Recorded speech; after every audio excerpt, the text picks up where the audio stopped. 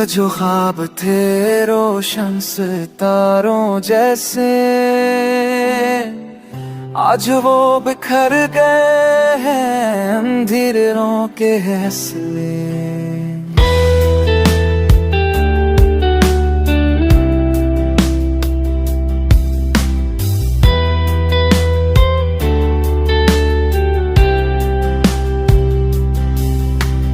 हमने जो उम्मीदों के महल बनाए थे,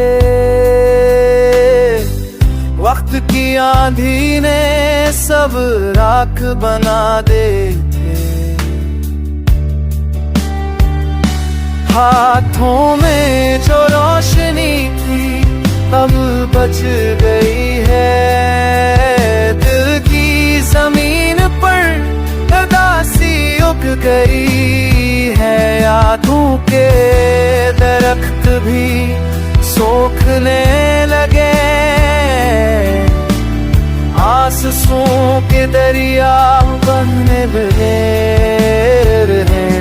तुम गए तो उम्मीद का सूरज ही डूब गया, मेरा दिल भी खामोश राख में छप गया।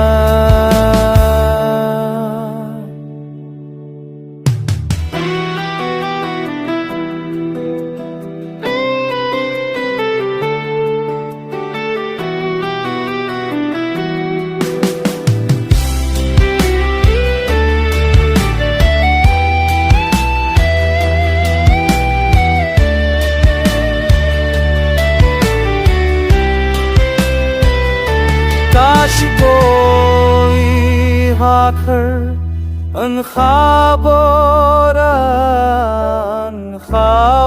को जला दे,